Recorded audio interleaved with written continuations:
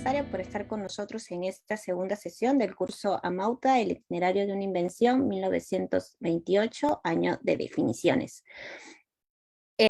Continuando con este curso, en esta oportunidad vamos a tener como invitado a Claudio Berríos, y recordarles siempre que todos los materiales que se van a impartir en el curso pueden encontrarlos en la página del archivo José Carlos Mariátegui, en www.mariategui.org. Van a encontrar desde los 32 números digitalizados de la revista Mauta hasta diversos recursos para que ustedes puedan indagar un poco más sobre la creación misma de la revista, algunas visualizaciones de datos con respecto a cuestiones metodológicas o de personas que escribieron en la revista durante los diferentes años, ya sean hombres y mujeres, cuántos números por año fueron publicados, y algunos que otros estudios también referentes a la revista misma. Así que sin más voy a dar el pase a Ricardo Portocarrero, quien codirige el archivo, y esperando que todos queden contentos con esta segunda sesión. Muchas gracias. Gracias, Ana. Bueno, muy buenas noches con todas y todos. Como ya se ha señalado, estamos en la segunda sesión de 4 en este segundo curso sobre la revista Mauta, haciendo un recorrido del año 1928.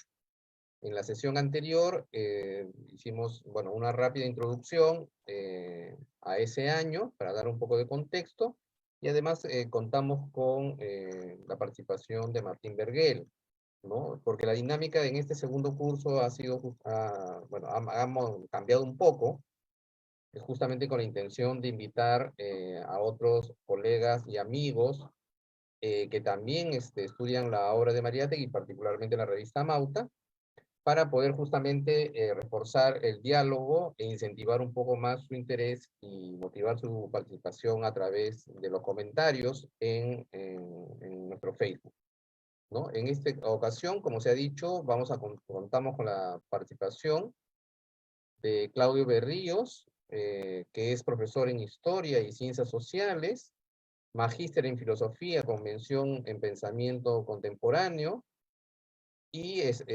doctorando en estudios interdisciplinarios sobre pensamiento, cultura y sociedad en la Universidad de Valparaíso, en Chile.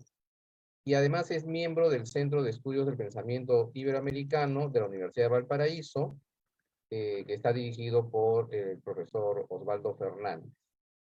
Entre sus publicaciones justamente destacan 2 trabajos dedicados a Mariátegui y a Mauta. El primero se titula Hacia la modernidad arcaica, Amauta, Mariátegui y la querella en torno al indigenismo. Esperamos que pronto se difunda aquí por el Perú, ¿no? En fin. Bueno, entonces, hecha rápidamente esta presentación, los dejo con Eduardo y Claudio para el diálogo de esta noche. Gracias.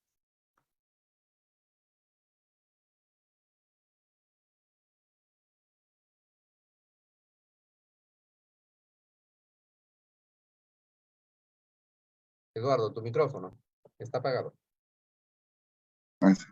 Muy buenas noches a todas y todos, muy buenas noches en especial a Claudio, y agradecerle su disposición a participar con nosotros y compartir con nosotros los resultados de su trabajo que ya Ricardo ha presentado de manera sucinta. Le hemos pedido a Claudio que comparta con nosotros reflexiones y su lectura, ¿no? Su lectura en torno a los números 14, 15 y 16. Probablemente no lleguemos a revisar los 3 por la densidad que tiene cada ejemplar de esta revista, pero en fin, hasta donde avancemos, y queda a cargo ya de cada uno de nosotros leerlo utilizando las herramientas y las facilidades que presta el archivo, tal como ha señalado Ana en los primeros minutos de esta presentación, ¿no? Antes de entrar ya al diálogo con Claudio, ¿no? Tenemos acá el número de la revista, el primero de los 3 que queremos de alguna manera ver esta noche, ¿no? El número 14, ¿no? Con un dibujo que está basado en estas figuras de los mates burilados, ¿no? Mate de Wanda en este caso, ¿no? Que está ahí presente como carátula, en fin. Pero yo quería, como decía antes de comenzar, hacer notar, bueno, yo tengo una particular intención de hacer notar las cualidades empresariales de José Carlos, ¿no? Que son fundamentales para entender la continuidad y la sostenibilidad de la revista. Entonces, a los avisos que ya conocemos, ¿no? De negocios muy diversos, se suma en esta ocasión un anuncio de una tienda de artículos para mujeres, ¿no? Medias, telas de seda, guantes, etcétera, ¿no? Que más, una tienda Zippler que va a aparecer en varios números, y un anuncio de terrenos en el camino hacia el Callao, la gran avenida de la Unión, ¿no? No estoy seguro si es lo que ahora es la Venezuela o la avenida Colonial, es alguna de estas dos, ¿no? En la cual se estaban vendiendo terrenos para fábricas, ¿no? Y, por último, y con esto termino, una invitación de la Sociedad Editora Mauta a la oficina, una invitación a formar parte de lo que vendría a ser una de las primeras ferias del libro que hubo en Lima, que iba a ser parte de la Feria de la Industria. Hemos hablado ya en los números anteriores, hemos encontrado avisos de esta Feria de la Industria Nacional, auspiciada por la Sociedad Nacional de Industrias. Pues bien, el año 28, esa Feria de la Industria iba a tener una suerte de feria del libro, y la Oficina del Libro, que es un proyecto, que es parte del proyecto cultural de José Carlos, que es un precursor de Amazon, la verdad, ¿no? Porque es una venta por correspondencia de libros, ¿no? En la cual se ofrecen libros en todo el territorio nacional, a precio de Lima, con un pequeño recargo por el transporte, ¿no? Si fuese hoy día, pues, si fuese hoy sería una venta de estas que se hacen, ¿no? A través de estas motos que circulan por la ciudad y utilizando estos mecanismos de crédito, estas tarjetitas YAPE, etcétera, ¿no? Pues bien, eso es lo que hacía José Carlos con esta oficina del libro, ¿no? Y invitaba entonces a presentar libros en la feria para hacer publicidad de los mismos, ¿no? Y era una especie de delivery de libros, lo que estaba ofreciendo la oficina del libro el año 1928, ¿no? En fin, eso lo quería hacer notar. Y sin más preámbulo, entonces, yo quisiera dejar ya en el uso de la palabra a nuestro invitado Claudio, que nos va a compartir sus reflexiones sobre Mauta. Y quería que en primer lugar nos cuente un poco cómo ha sido su proceso de involucramiento con la obra de José Carlos, ¿no? Ya Ricardo ha hecho alusión a los importantes títulos que él ha aportado a la bibliografía mariateguiana, ¿no? Y en fin, y además no es un trabajo personal, entiendo que hay un colectivo en su universidad, en fin, que nos gustaría mucho conocer, ¿no? Para fortalecer los lazos de intercambio cultural y político entre nuestras comunidades. Entonces, con esto por delante, Claudio, y después entramos directamente a la revista. Y buenas noches y muchas gracias otra vez. Adelante, Claudio. Muchas gracias, Eduardo. Muy buenas noches a todos y todas. En primer lugar, agradecer la invitación a Ricardo, a Ana, al grupo en torno al Archivo Mariátegui, por darme esta oportunidad, esta posibilidad de poder hablar un poco acerca de lo que ha sido mi investigación en torno a la revista Mauta. Efectivamente, como tú señalabas, Eduardo, el trabajo que vengo haciendo en torno a la revista Mauta se inscribe dentro de un trabajo colectivo que un grupo de acá de Valparaíso llevamos algunos años realizando en torno al pensamiento, en primer lugar, de Mariátegui, y en segundo de la revista Mauta, y que se ha extendido en otros puntos con respecto al pensamiento peruano en particular. Este grupo lo lleva como nombre el Centro de Estudio de Pensamiento Iberoamericano de la Universidad de Valparaíso, el CEPIT-UV, que está dirigido por el profesor Osvaldo Fernández. Él podríamos decir, la piedra angular de todas las investigaciones que han nacido en estos últimos años en torno a Mariátegui y a Mauta y del pensamiento peruano.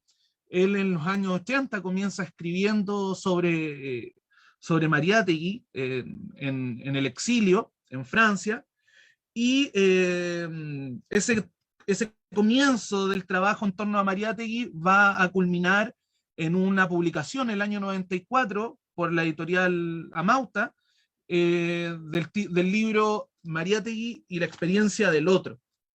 En tal sentido, desde el año 2010 que se constituyó el Centro de Estudios de Pensamiento Iberoamericano, muchos de los que han estado ahí se han enfocado en el pensamiento de Mariátegui. En mi caso particular, yo partí con mi tesis de pregrado, investigando la formación del Partido Socialista en el Perú, y ahí el rol obviamente que cumple Mariátegui, y la finalidad de ese partido. Y mi tesis de magíster estuvo enfocada específicamente en Amauta y los discursos indigenistas presentes en Amauta. Y eso me hizo llegar más profundamente a la revista, puesto que la revista, a mi parecer, y es un poco la pregunta que tú me hacías, Eduardo, ¿cómo podemos pensar la revista Amauta en su margen extensivo, en sus 32 números? Que a mi parecer, y esto es una opinión personal, es el proyecto más importante que tiene Mariátegui, el proyecto en el cual coloca toda la sangre y todas las ideas. Creo que en Amauta, en la revista Amauta, se establece lo que podríamos llamar el intento, llamándolo en términos gramscianos, de la creación de un bloque histórico. Mariátegui se proponía, por medio de la revista Amauta, como plataforma para aglutinar a esta nueva generación que él llama y se refiere a una nueva generación peruana y latinoamericana, de ir encontrándose, conociéndose y a su vez entrando en una polémica de ideas. Y en esta polémica de ideas se iban definiendo qué problemáticas iban a estar primero, qué debates se iban a establecer, y así, de a poco, de una manera natural, homogénea, se iba generando un movimiento ya más organizado. Ese era el proyecto que tenía Mariátegui, y creo que la revista Amauta era la plataforma necesaria para hacer eso que yo llamo bloque histórico. Quizás por la repentina muerte de Mariátegui no se cumplió del todo, si bien la revista Amauta podemos considerarla una revista indigenista, no terminó con un programa indigenista, pero es interesante ver la forma en que Mariátegui articula la revista Amauta para unir esas problemáticas. Me llama la atención, por ejemplo, si uno revisa las revistas del periodo, las que se declaraban indigenistas, la gran mayoría partía en su primera nota editorial con un programa. Es decir, nos reconocemos indigenistas por esto, esto, esto y esto. En la revista Amauta no encontramos eso. Encontramos todo lo contrario. Encontramos una proclama que está no para programar un movimiento indigenista, sino para convocarlo, y en ese convocar ir a la polémica, ir al debate, a ir afinando las ideas que era el objetivo de Mariátegui. Y creo que ese es, a mi parecer, el centro medular del proyecto Amauta, Eduardo. Ok, excelente. Muchas gracias, Claudio. Bueno, y yendo ya directamente a la revista, ¿no? Que es lo que nos convoca esta noche, te habíamos pedido, en fin, pensar juntos, reflexionar juntos sobre Amauta 14, 15, quizás 16, en fin, hasta donde podamos llegar hoy. Entonces, ¿cuál es tu impresión de este número, de esta edición 14 de Amauta? Justamente la acabo de poner ya en pantalla, ¿no? 14, que tiene como, sí, ya estamos en el mes de abril o mayo, probablemente esto es de abril. Viene datada abril, ¿no? Sí. En fin, adelante. ¿Cómo lo has leído? ¿Qué te ha parecido este ejemplar? Sí, esta revista, este número en particular, el 14, y creo también el 15, el 16 viene con unas notas más enfocadas al tema de González Prada, que conmemorando los 10 años de su muerte, pero el 14 y el 15 vienen dentro de un proceso de discusión de distintos puntos, que creo que Amauta está tomando, está recibiendo una problemática y la está poniendo en juego. Por un lado, a mi parecer, está el tema del indigenismo. Yo creo que hasta el número 16 de la revista Amauta, el tema del indigenismo es uno de los temas más potentes. No quiero decir con esto que los otros números después del 16 no aparezcan. Está presente el indigenismo, es una fuerza que sigue presente, pero que hasta el número 16 va marcando ahí un punto álgido dentro de las discusiones que se están dando en la revista. Y eso está presente en el número 14. En el número 14 también continúa el debate, o por lo menos el estudio en torno a la problemática de la educación. Recordemos que en los números anteriores, y creo que Eduardo, tú lo viste la sesión pasada, se estaba viendo el tema del proceso de reforma educativa en Chile, un proceso que fue muy interesante en su época, porque partía desde el profesorado, o sea, una agrupación de profesores estaba proponiendo una reforma educativa, que por lo menos en América Latina no se había visto hasta entonces. Y ese debate lo recoge Amauta y lo lleva a discutir con otras visiones sobre la educación.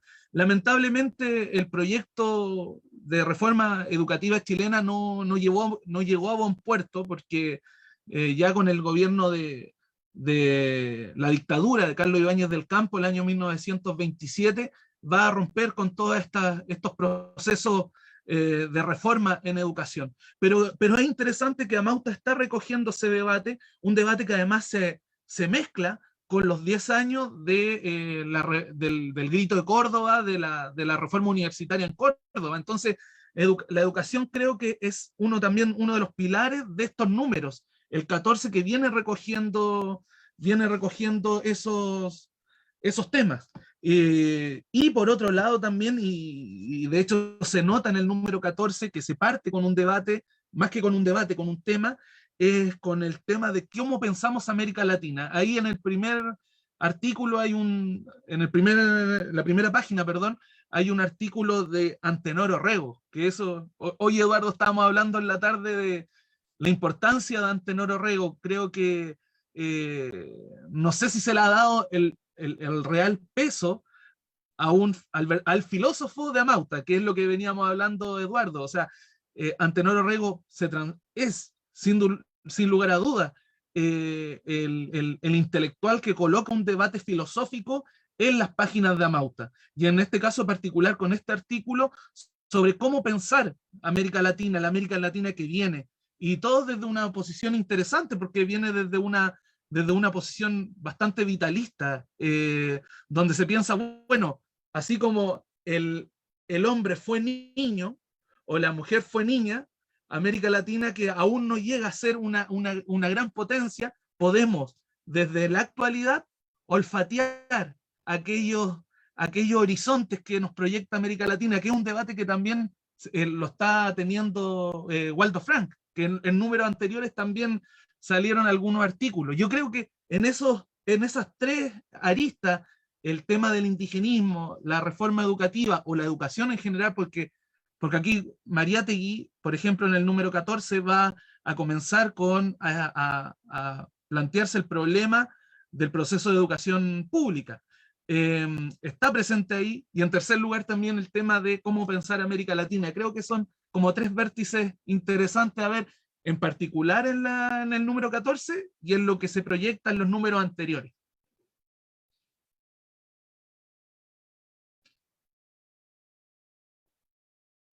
Eduardo, ahí el micrófono.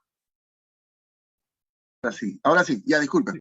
Sí, no, efectivamente, tú has reiterado, coincides con una idea que vengo insistiendo desde el comienzo, de que el filósofo de Amauta, así como el poeta de Amauta es José María Eguren, el filósofo de Amauta es Antenor Orrego, cosa que no ha sido suficientemente resaltada, señalada, probablemente por recelos políticos de ambos lados, ¿no? Del lado de los herederos de Amauta, que han sido más los socialistas y comunistas, y por el otro lado los herederos de Antenor Orrego, que ha sido el APRA, ¿no? Entonces, ciertamente, claro, no, a ambos lados no les interesaba mucho, pero es evidente, yo creo que una lectura imparcial de la revista y del lugar que le pone a Mariátegui, lo pone Antenor en las primeras páginas siempre, ¿no?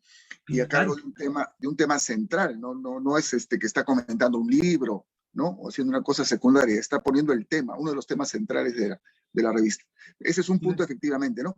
El otro tema que mencionaste es el relacionado con el tema educativo, ¿no? Efectivamente es un tema que lo hemos rastreado desde el inicio, ¿no? Y hemos rastreado, tú lo mencionaste muy rápidamente, quizás eso podrías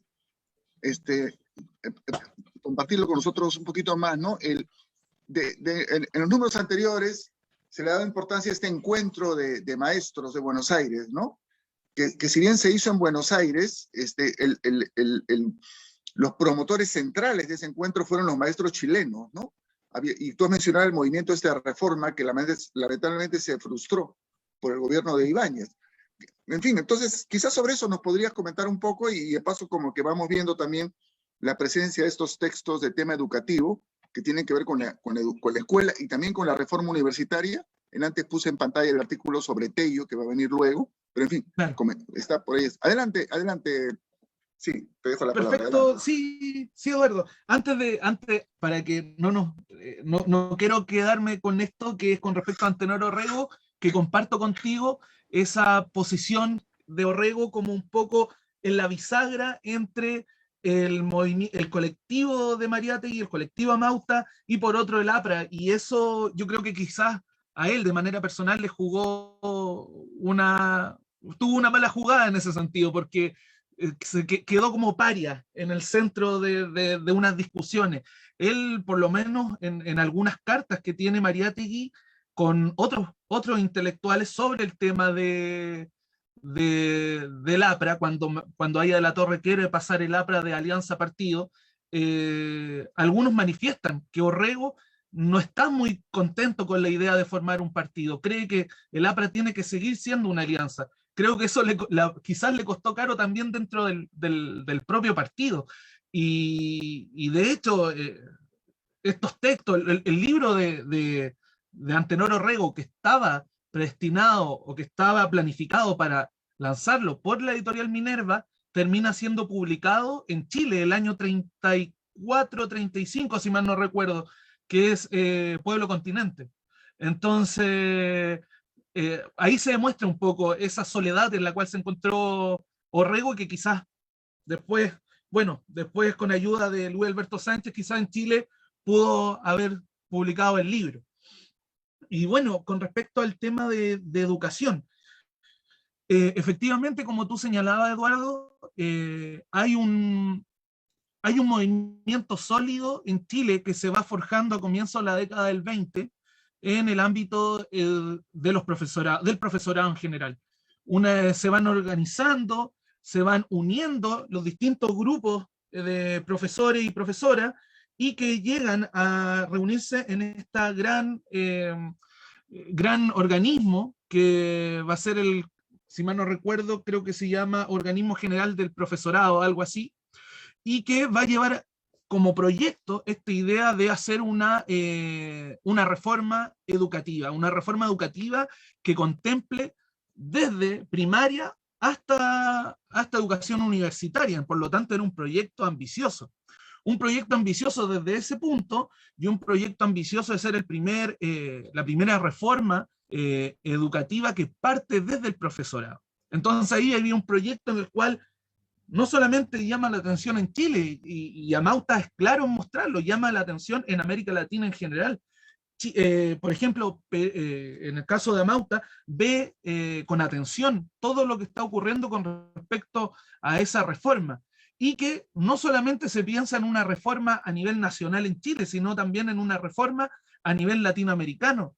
Y vuelvo a lo que hablamos hoy en la tarde, Eduardo, que es increíble cómo en esos años, estamos hablando de la década del 20, se tenía mucha información sobre cuáles eran las reformas, por ejemplo, en este caso, reformas educativas que se estaban realizando en el país vecino, en otro país de América Latina, y que eran en su momento revolucionarias, que hoy, a pesar de que tenemos WhatsApp, tenemos Internet, nos cuesta conectarnos y nos cuesta encontrarnos y saber lo que pasa, en mi caso desde Chile, cuáles son las reformas, cuáles las discusiones en educación que se están haciendo en el Perú o en Argentina. Acá había, y esto demuestra, este intento por pensar a América Latina como un conjunto que está proyectando o que está llevando a cabo, o que intenta llevar a cabo un proyecto, en este caso educativo, a nivel general. Y efectivamente esto lo demuestra por el hecho de que esté presente en Amauta y por el hecho de que incluso un proyecto que nace en Chile, con respecto a esta idea de una reforma educativa, se realice y se termina haciendo en Buenos Aires. Aquí estamos pensando ya en un proyecto que no solamente está en un tema nacional, sino que en un tema latinoamericano, Eduardo. Creo que eso es un tema interesante para pensar bueno, en primer lugar en las redes también que está forjando Amauta y de cómo se piensan los procesos de reforma nacionales. En este caso el chileno, que se piensa también como latinoamericano.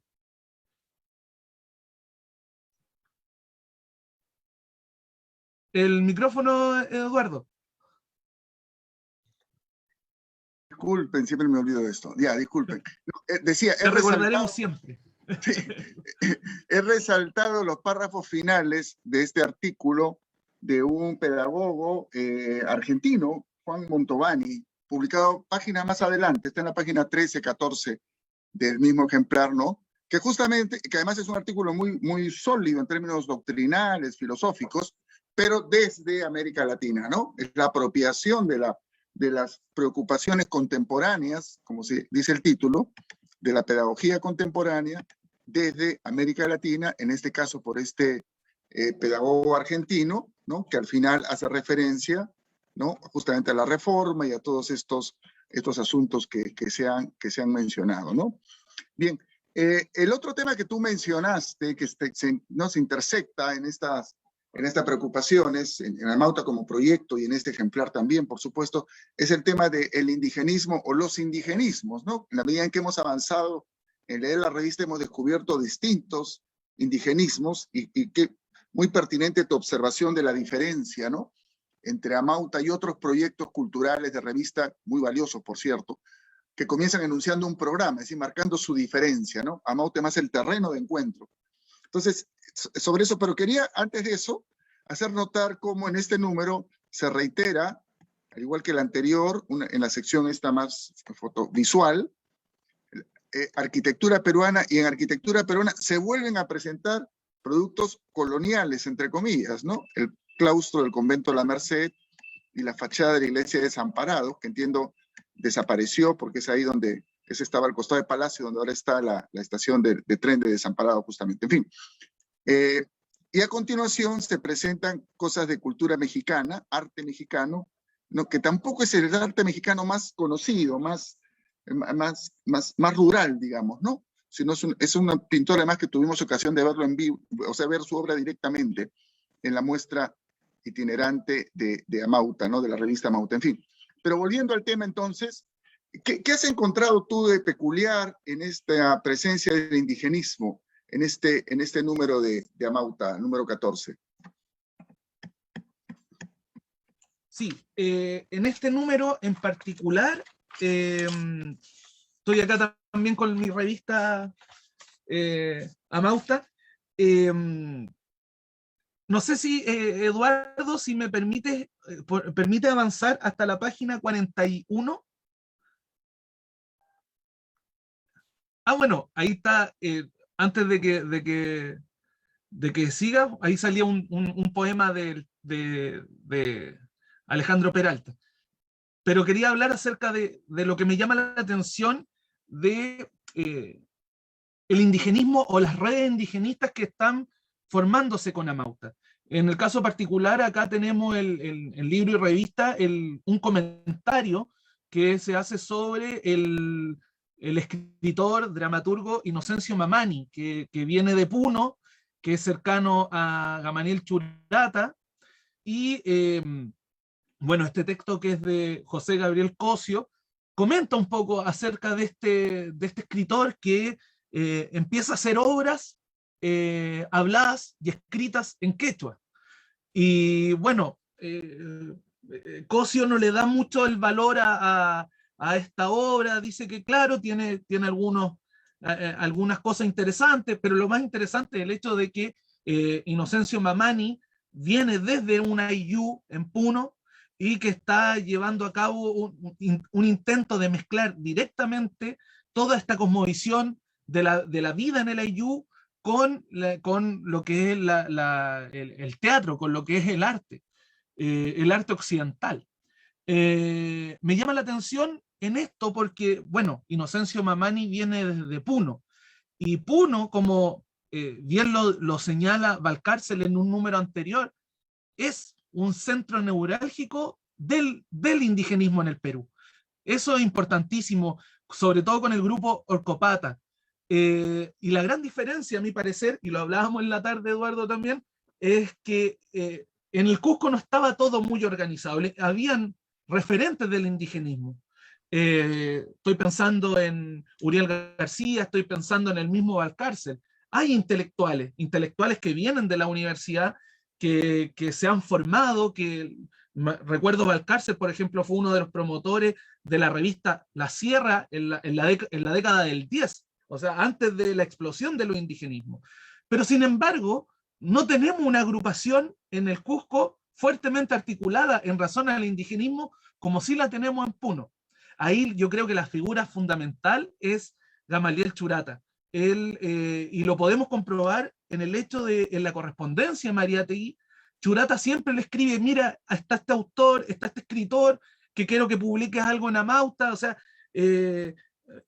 Churata tenía esa vocación de exponer a nuevos intelectuales, muchos de ellos que no venían de la élite, como el mismo Inocencio Mamani, que venía desde una IU, y que Churata quería exponer, en este caso en Amauta, e invitaba a Mariátegui a que leyera tal texto, si se podía publicar en Amauta. Creo que Churata ahí cumple una labor interesantísima con el intento de llevar autores de Puno a otros lugares, de mostrarlo en otros lugares. Y bueno, también tenemos el caso de la revista del Boletín Titicaca, que es como el paralelo en cierta manera de Amauta, pero desde Puno.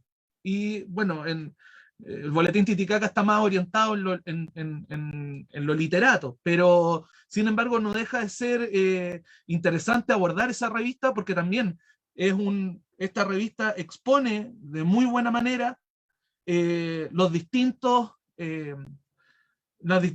personas que desde Puno están abordando el tema indigenista o que están escribiendo, como el mismo Inocencio Mamani.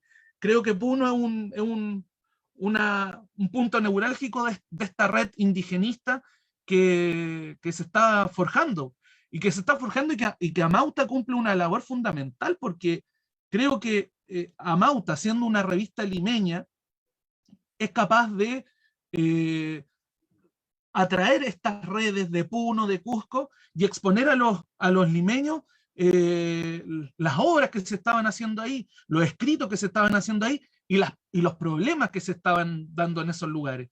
El proceso del gamonalismo, el boletín que tiene un par de números, es eso, es la exposición de problemas que están ocurriendo en la sierra, y que desde Lima no se conocía absolutamente nada. Tenemos claro esa división entre sierra y costa, que incluso puede estar presente hasta el día de hoy, y que Amauta trató de romper por medio de mostrándole a los limeños y a las limeñas lo que ocurría en la sierra. Creo que es una labor importantísima que cumplió Amauta en su tiempo. El micrófono, Eduardo.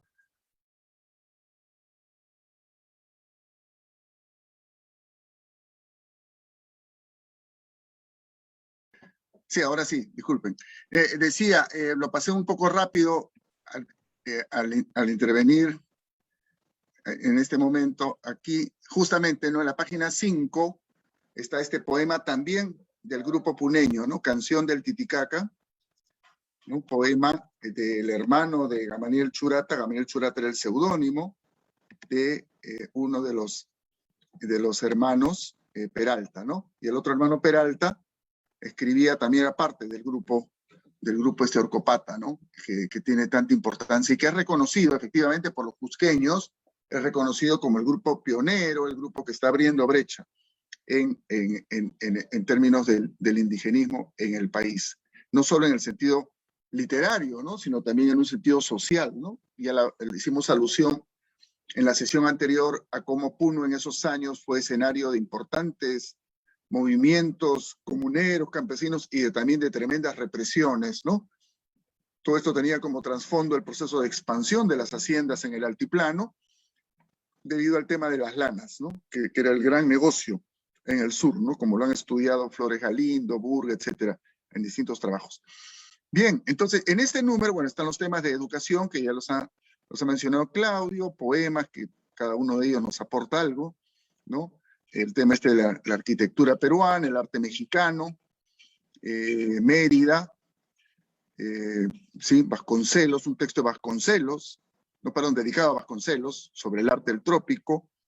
Otra vez el tema educativo, ya hicimos referencia a este artículo de este pedagogo argentino, ¿no? Hidalgo, desde Buenos Aires, este poeta, pues, rupturista, tan provocador incluso, ¿no? Alberto Hidalgo, que ocupa un lugar en los 7 ensayos, en el ensayo sobre literatura. Acá se incluye un poema de él. Y después van a venir 2 textos interesantes, porque son la presentación de otros escenarios rurales, digamos así, ¿no? No estrictamente andinos. Matalaché, la famosa novela de Enrique López Albújar, que justamente iba a ser publicada por la editorial Minerva, al final salió por otra editorial, pero hay correspondencia fluida entre Albújar, López Albújar y Mariátegui en torno a la publicación de esa novela, y de hecho Amauta va a ir anticipando en sucesivos números capítulos de la novela, ¿no?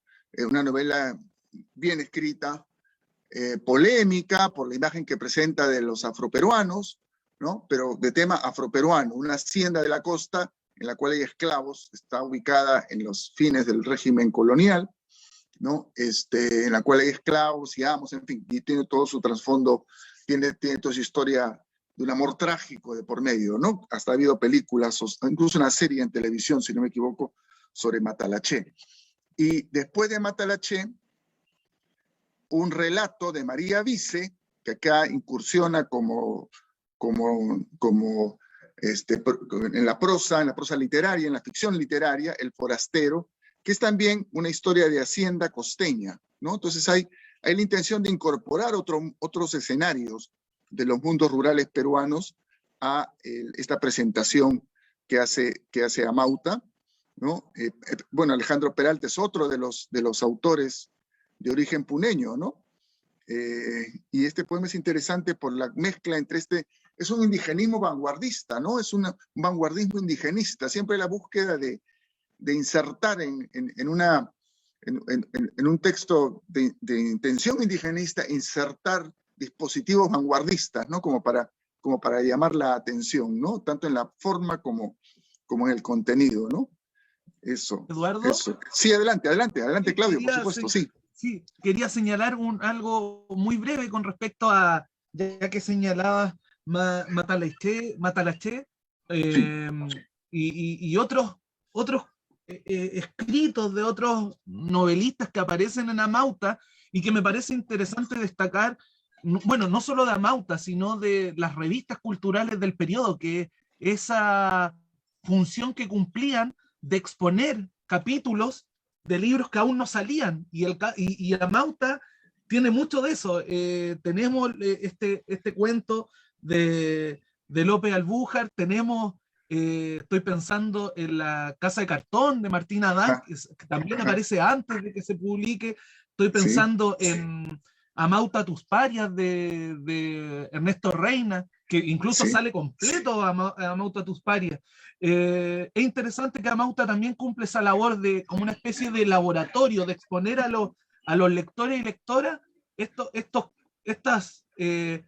cuentos, por así decirlo, antes de ser novela, para que puedan apreciar un poco cómo viene esta novela, qué perfil va a tener, y cautivar un poco al público. También yo creo que eso forma parte de un proyecto editorial que las revistas culturales en general tenían, pero que en Amauta se queda muy marcado. Sí, efectivamente, muy importante, porque además apunta al tema de la oficina del libro, ¿no? Sobre el cual vamos a encontrar un anuncio, digamos, al final, que es que da cuenta de la amplitud del proyecto cultural, político-cultural de Mariátegui, pues no deja de ser político esto, ¿no? Que es ampliar el radio de influencia de la buena literatura, o sea, el simple hecho de llevar buena literatura, ¿no? Accesible además, ya era parte, ya era político efectivamente en un país pues que estaba saliendo de estructuras oligárquicas, feudales o semifeudales, ¿no? Muy importante esa observación. Tenemos luego un artículo de este Foncueva, que es un intelectual cubano de la época, uno de los promotores de una revista en La Habana que tenía como nombre, la revista era el año 1925, 26, 27, 28, ¿no? Hasta que en determinado momento los cerraron y varios de ellos terminaron exilados en México, ¿no? Y ahí se encontraron obviamente con peruanos que también terminaron por ahí. En fin, es un artículo sobre Martí, con una presentación del Tristán Marov, que es un autor boliviano, ¿no? Que justamente hace una breve presentación del texto sobre Martí, sus distintas facetas, están ahí señalados, ¿no? Javier Abril, termina lo de Martí. Tamayo, otro pensador boliviano, interesante también la presencia, no ha sido muy resaltado, y ahí no tenemos, le pregunto a Ricardo en todo caso, ¿qué conocemos del trabajo desde Bolivia sobre Amauta? ¿Tenemos referencias? Porque sería bueno quizás más adelante buscar, ¿no? un diálogo, porque ahí está Marov, está Tamayo, hay otros más, hay un debate luego, la presencia de la obra de este Arguedas, no el nuestro, sino el Arguedas boliviano, una obra polémica, también ha sido reiterada en Amauta, ¿no? ¿Qué nos puede comentar, Ricardo, sobre este asunto de los bolivianos en Amauta? ¿Qué tenemos? Sí, a pesar de que no hay mucha correspondencia, la presencia de autores bolivianos en Amauta sí es bastante patente. En general, los colaboradores de Amauta, de otros países de América Latina, generalmente han sido, digamos, introducidos gracias a un personaje en particular, ¿no? Por ejemplo, el caso de Glusberg en Argentina, ¿no? O sea, él es el que a partir de ese contacto, él le hace, digamos, le comparte su propia red, ¿no? Y en el caso de Bolivia está el caso de Marov, ¿no? Que además tiene una obra bien importante, creo que tiene una novela, además no me acuerdo ahorita el título, que no llegó a circular en el Perú, pero que es muy reconocida de la época, que justamente trata sobre el tema de las dictaduras, ¿no? O sea, hay una literatura del dictador en América Latina. Por supuesto, todo el mundo habla de García Márquez y otros, Roa Bastos, pero olvida a Marov, ¿no? Y el lazo con Mariátegui fue bastante cercana, porque Marov, justamente al partir de su exilio, pasa por Lima y visita a José Carlos en su casa, ¿no? Y José Carlos, así como hay fotos que tenemos también de la visita de Waldo Frank, hay fotos de la visita de Marov en su casa con otros intelectuales, está Ricardo Martínez Latorre, etcétera, ¿no? Y hay un artículo que fue un artículo que yo encontré en las redes y lo publiqué en uno de los números del boletín de la Casa Museo Mariátegui, que es justamente el testimonio del viaje de Marov a Lima. De su visita a Mariátegui, la casa de Mariátegui, ¿no?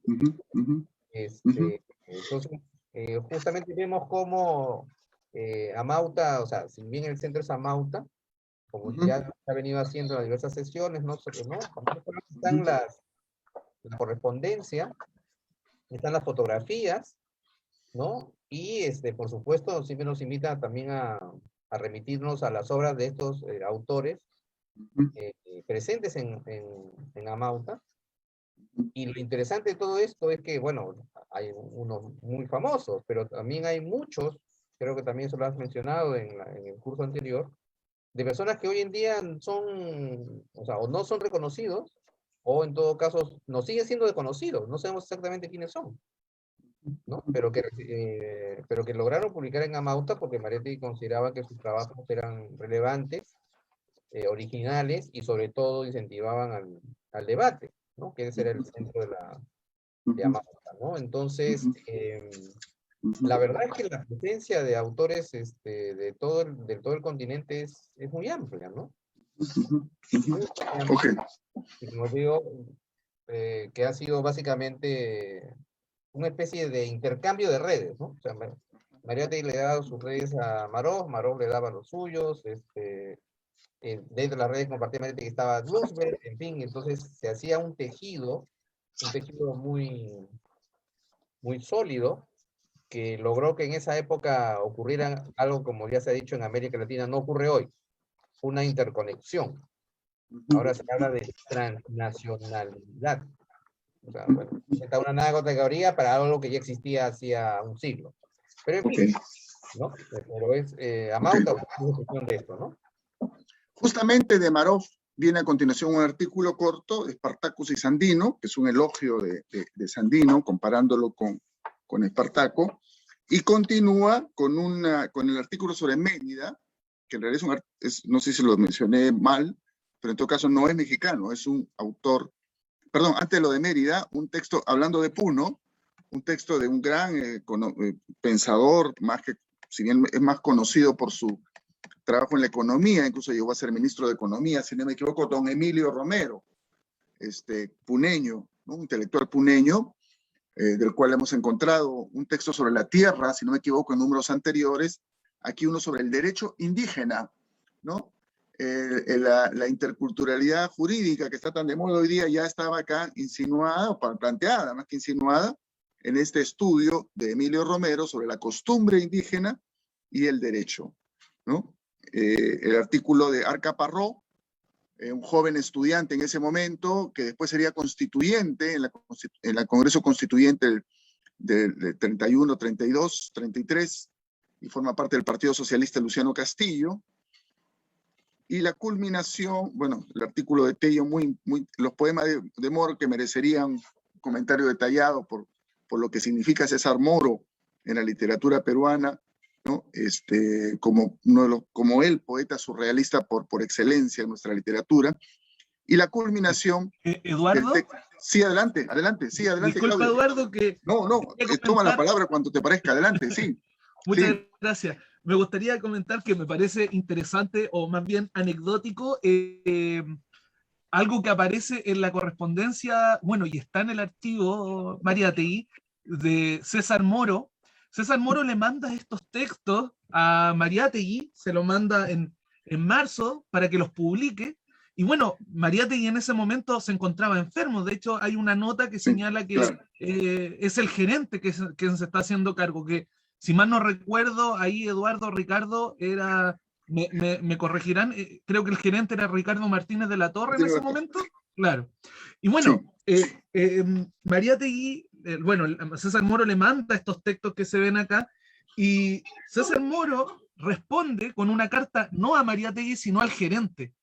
Y esa carta es un reclamo de cómo está constituidos esos poemas, que están mal puestos, dice César Moro, y los tira con un poema que mezcla también, a mi parecer, la propaganda que tiene Amauta, que ahora que tú, Eduardo, hablabas que te interesa mucho el tema de la propaganda, que es interesante, y permítanme leerles brevemente el texto de César Moro. Adelante, claro. Dice: gerente, has publicado mis poemas de una manera infame, llenos de errores, sin los espacios marcados y suprimiendo líneas enteras. ¿Pero a quién reclamar en Amauta? Merecías, pero es que mereces algo. Sigue publicando Peralta, Vallarados o Avellanos, de los Prados, Mesas, Catres y Roperos. Amauta es una revista histórica. El mejor jabón, Ruter, específico sin rival para el pelo. Viva el trisofero de Barril. Abajo las pastillas rosadas del Dr. Richard. Y bueno, así después sigue con otros anuncios publicitarios que me llama mucho la atención, lo vanguardista de ese reclamo que hace César Moro al gerente por la publicación de esta manera de sus poemas. Solamente eso, Eduardo. Gracias, Claudio, excelente, gracias. Sí, era notable, sí. Da cuenta, pues, de todas las vanguardias, ¿no? Amauta es el encuentro de todas las vanguardias, ¿no? Como como decía nuestro amigo la semana pasada, aquí está toda la década del 20, está acá, y todas las vanguardias están aquí presentes, ¿no? Y la carta de Moro nos enriquece esa mirada, ¿no? Quería hacer notar que el artículo sí, acá sigue, lo de Mosipa realmente lo publica por pedazos, y habría que comparar con los originales para ver esos cortes, ¿no? De los cuales se queja. El autor de este largo texto sobre Mérida, largo, sigue el texto sobre Mérida, da cuenta de sus influencias, ¿no? Luis Cardosa y Aragón firma como Príncipe Maya desde París, otoño del 27, ¿no? Entonces, todo ahí mezclado, ¿no? Un apellido español y con I de por medio, que no es cualquier cosa, que se reclama Príncipe Maya y que escribe desde París, ¿no? Y que termina elogiando: mis sueños cocidos en tu tierra, América mía, raza de mis abuelos, mis sueños cocidos en tu tierra, perfumados y humeantes como barbacoa, los coloco en la proa, en las manos de tu México, que protege mi patria con su cuerpo. Los dejo en sus manotas, morenas y robustas, eruditas en caricias, pinceles y fusiles, ¿no? En fin, toda una cosa, una lírica revolucionaria. A continuación viene el suplemento sobre economía, que como decíamos en ocasiones anteriores, ya desde el ciclo pasado, esto apareció varios números atrás, buscaba ser un producto más, no digo comercial, pero más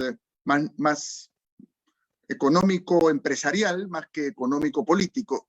Sin embargo, ya en este número ya no, un poco que se va inclinando una cosa mucho más de crítica de la economía, más que de simple análisis económico desde el punto de vista empresarial, ¿no? Y el artículo de Heysen, un exilado, uno de los dirigentes estudiantiles peruanos de la Reforma, que fue exilado por Leguía y que estaba ya en Buenos Aires, ¿no? Ya es un artículo ya más en la onda de la economía, más en la onda crítica, que simplemente en la onda de presentar los resultados económicos, ¿no? La Argentina y la política económica de los Estados Unidos, ¿no? Eso es lo que está aquí. Bueno, insiste, sin embargo, en la idea de los anuncios. Vuelve a tener un anuncio de la compañía de seguros La Popular, parte del Grupo Prado, ¿verdad? Popular y Porvenir, y el Banco Popular, toda esa parte del Imperio Prado, ¿no? Que fue muy importante en el Perú, una de las fortunas más grandes, que combinaba además poder económico, poder político y poder intelectual. Javier Prado fue rector de San Marcos. Jorge Prado era el empresario y Manuel Prado el político, presidente del Perú en 2 ocasiones, como sabemos, ¿no? Bien, en fin, siguen los anuncios, el texto de Heysen, ¿no? Y otra vez este anuncio de los 2 textos que se vienen, ¿no? Tremendo, ¿no? El anuncio, 2 libros de Amauta, Poesías de Uren, selección de obras completas, y los 7 ensayos de José Carlos Mariátegui, ¿no? Claudio ya nos ha mencionado este texto en Libros y Revistas, el texto sobre dramaturgo puneño, quechohablante, que es toda una innovación, ¿no? Que es presentado además como agente de Amauta, o sea, como vendedor, distribuidor de Amauta, ahí está mencionado. Y después diversos libros, ¿no? Incluye un libro de Sánchez Viamonte, que es uno de los intelectuales argentinos vinculados con la Reforma, un jurista, entiendo que estuvo vinculado al Partido Socialista, me parece luego, ¿no? Parte de la Reforma. Barbius, un texto de Barbius. El texto es interesante ver quiénes son los comentaristas, los que hacen las reseñas, ¿no? En el caso de Sánchez Viamonte es Antenor Orrego. Bueno, está el texto, perdón, hablando de novelas de dictadores, ¿no? De Ramón de Valle Inclán, El tirano Banderas, una novela española sobre dictadores, ¿no? Barbius es reseñado por María Vice, otra reseña hecha por Martínez de la Torre, y quería llamar la atención para terminar con este número y pasar al siguiente, sobre este aviso, ¿no? Oficina del Libro. ¿De qué se trata la Oficina del Libro? Establecida por la Sociedad Editora Amauta, se propone organizar mediante una activa y metódica propaganda la difusión del libro, así en general, en provincias, ofreciéndolo al lector al mismo precio que se vende en la capital, sin más recargo que el 10% de gastos de correo certificado, ¿no? Y acá hay una lista de los primeros libros que estarían en la lista que estarían a disposición de los que se suscriban a este asunto, ¿no? sus anuncios, acá los anuncios de los profesionales, ¿no? Hay varios que valdría la pena comentar quiénes son, pero lo dejamos por ahí, ¿no? Y el anuncio final, la página, la contratapa, que es el anuncio más caro de la revista, haciendo un cálculo que valdría unos $500 de hoy, ¿no? La segunda feria de la industria manufacturera, que se iba a abrir en abril, en el Jardín del Parque Zoológico, la exposición, que es lo que está a la espalda ahí del actual museo, del Museo de Arte de Lima, segunda feria, en fin, ¿no? Y el hecho de que esta feria está organizada por la Sociedad Nacional de Industrias. Y como hemos visto más adelante, en esta feria iba a haber una suerte de feria del libro, ¿no? Una suerte de feria del libro. Ahí dejamos ¿Quisieras añadir algo, Claudio, sobre este número 14? Quizás algo que nos hemos pasado por alto en este rápido paseo por la revista. No, Eduardo, más que nada recalcar en los debates que están presentes, el tema de la educación, el tema del indigenismo, que se nota con mucha fuerza y que a mi parecer se nota con fuerza hasta el número 16. Ya después, y eso lo verás tú en la próxima sesión, ahí ya vemos el giro completo hacia otros debates.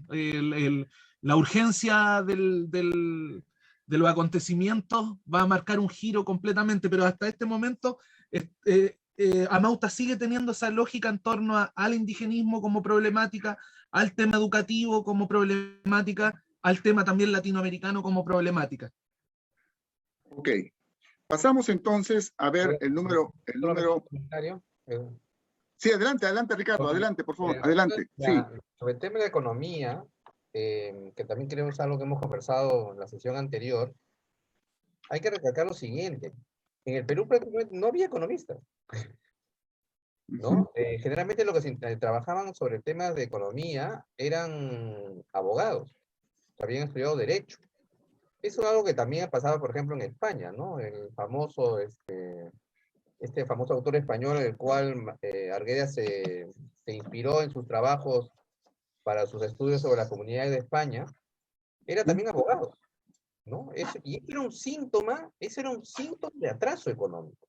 El hecho de que no hubiera economistas profesionales, ¿no?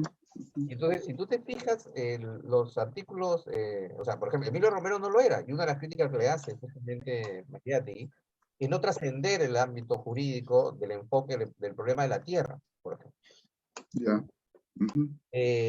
Y lo otro es que si tú te fijas, por ejemplo, los trabajos de Basadre, de Rabines, de Martín Latorre, que están dedicados a la economía, están en relación con el capital imperialista. O sea, el tema es la presencia del capital imperialista en la economía nacional, donde ahí sí, digamos, tampoco eran economistas, pero digamos que el enfoque era mucho más sólido, ¿no? O sea, contaban con fuentes, hemos hablado también estadísticas, que permitían pues una declaración más amplia, ¿no? Pero resaltar eso, en esa época, un signo de atraso en el Perú es que la economía, como, digamos, como disciplina, digamos, como disciplina.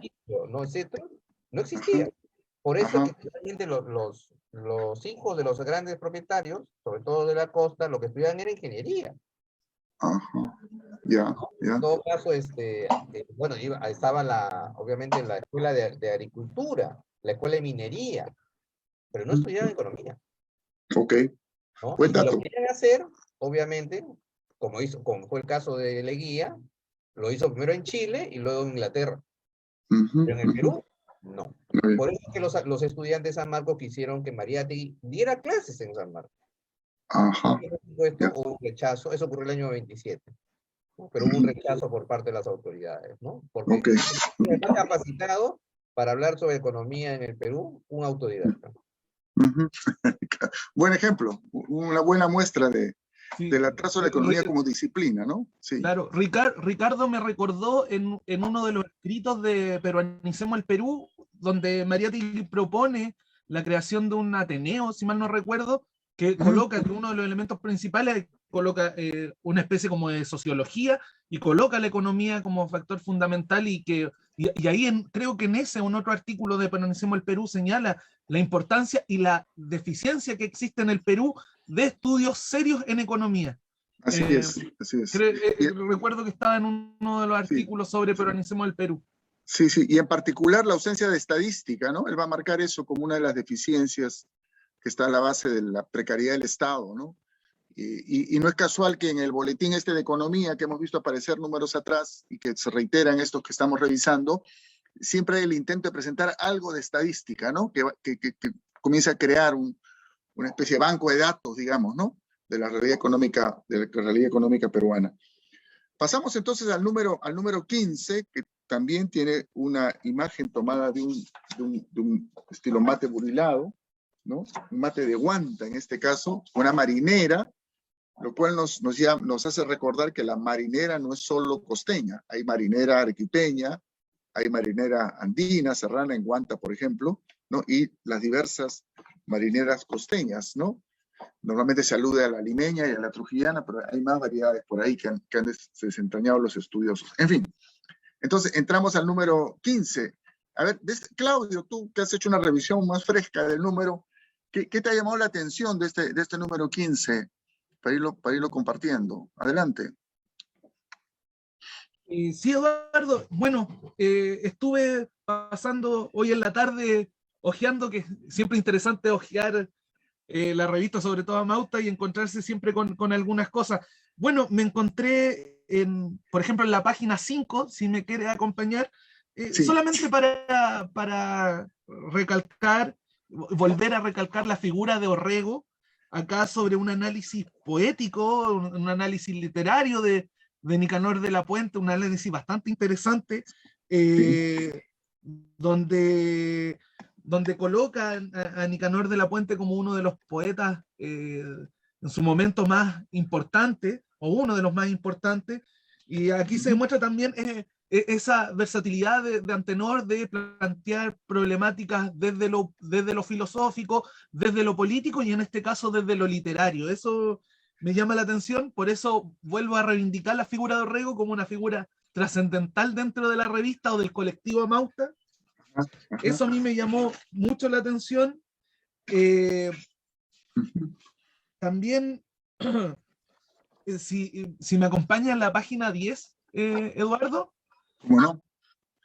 Ahí estamos, página 8, 9.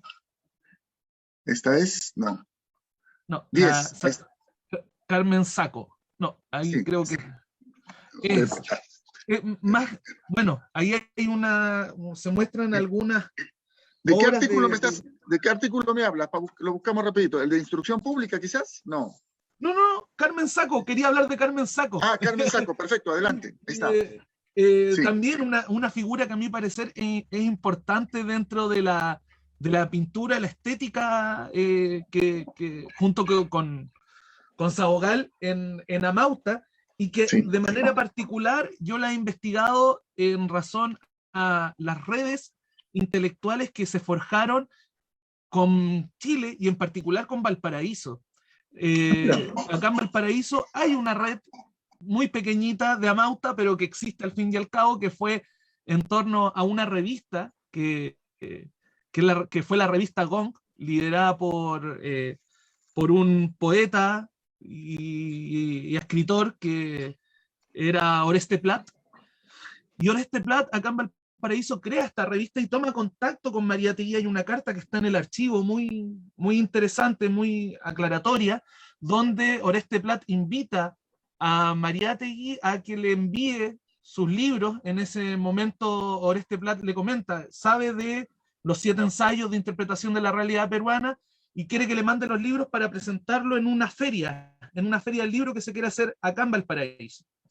Y bueno, ahí en la revista Gong uno puede notar que si bien no están las cartas, pero se nota que hay un diálogo entre Oreste Plat con ya sea Mariátegui o el colectivo Amauta, porque van a salir anuncios de que acá en Valparaíso van a llegar los 7 ensayos, van a llegar otros libros de la editorial Minerva, uno lo puede ver ahí, y bueno, Oreste Plat va a tener un contacto con Carmen Saco, va a establecer íntimo una relación de amistad con Carmen Saco, producto, a mi parecer, de esta red con Amauta, y Oreste Plat va a invitar a Carmen Sacco a Valparaíso el año 34, donde por primera vez Carmen Sacco expone en Chile y va a exponer en Valparaíso sus obras, algunas de ellas que ya estaban en Amauta.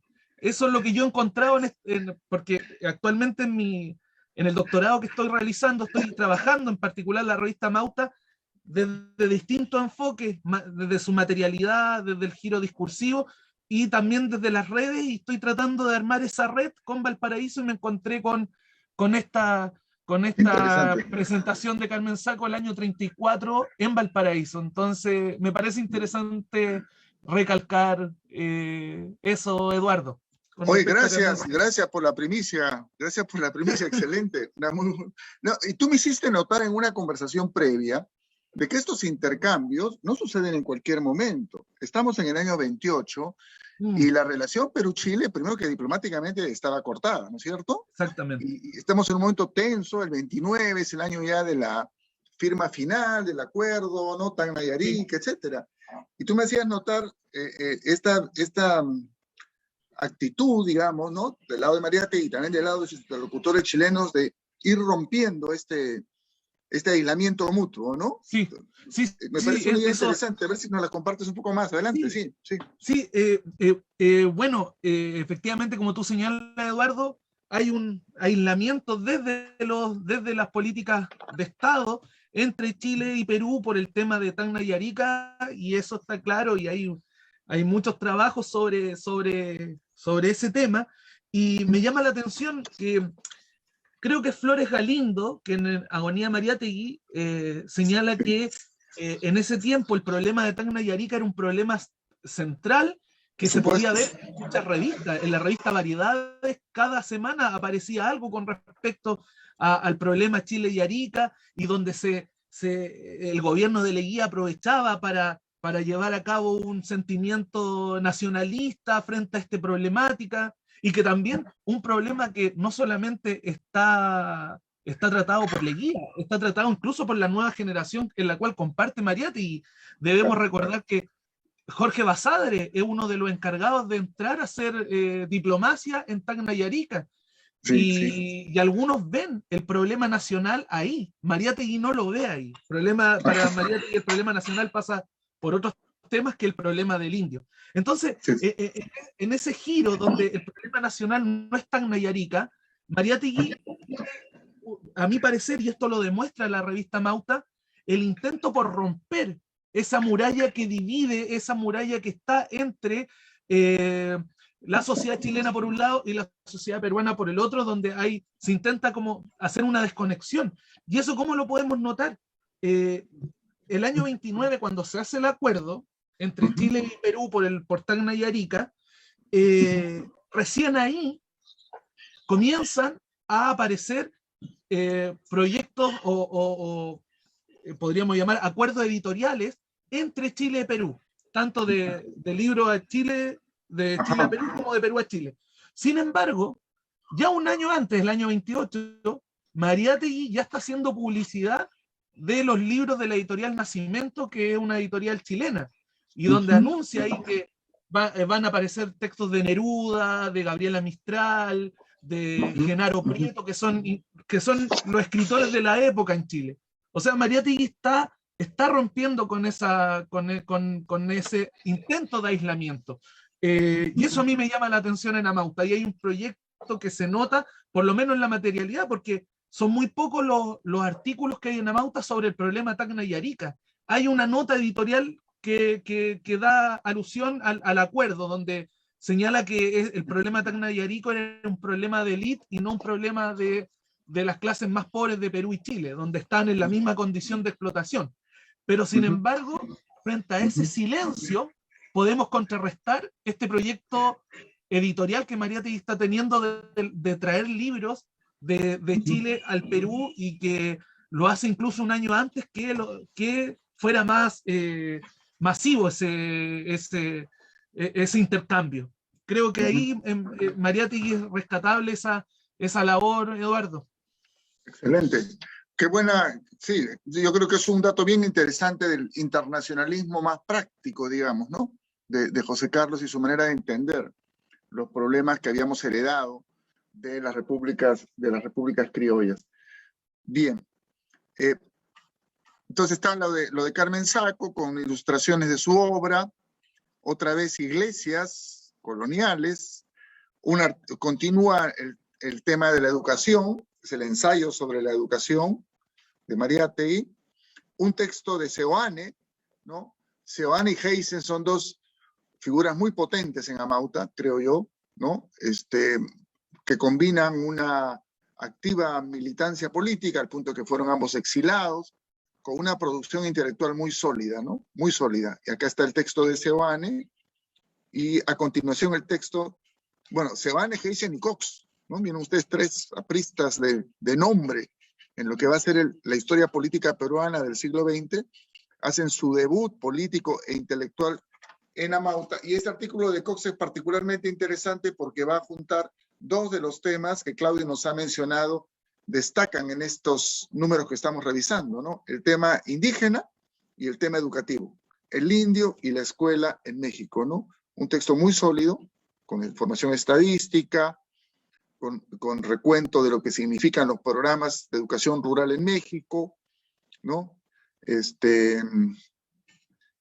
La relación entre escuela y trabajo, en fin, una síntesis de todo esto con notas. O sea, es un trabajo muy serio, muy serio ¿no? Muy académicamente muy solvente y políticamente muy claro, ¿no? Mencionamos en la ocasión anterior, en el número 12, si no me equivoco, una breve nota entusiasta, si no me equivoco, de Martínez de la Torre, saludando esta decisión del Parlamento mexicano de declarar una ciudadanía abierta en México para todos los latinoamericanos, ¿no? Eso que había sido anunciado en el número 12, si no me equivoco, aquí es reforzado con la publicación del texto, propiamente dicho, ¿no? El acuerdo de esta ciudadanía latinoamericana, ¿no? Con una reseña entiendo, de la discusión, etcétera, ¿no? Lamentablemente, como dijimos en aquella ocasión, como dijimos la semana pasada, la iniciativa quedó en una buena intención, porque dependía de que hubiese pues una contraparte de los países latinoamericanos, ¿no? Un acuerdo de mutua ciudadanía, digamos, ¿no? Cosa que no, a pesar que hubo comisiones, parece que llegaron a distintos países del continente, no encontraron eco en ninguno de ellos, ¿no? Un poema de Blanca Luz, que está en Buenos Aires, con su entonces esposo César Miró Quesada, también conocido como activista en esos años y poeta. Continúa el texto, ¿no?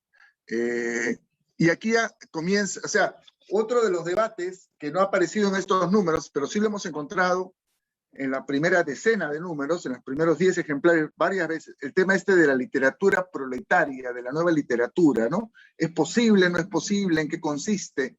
La famosa encuesta de Montt se reproduce, ¿no? ¿Existe una literatura proletaria? Sí, no, ¿por qué? Etcétera, ¿no?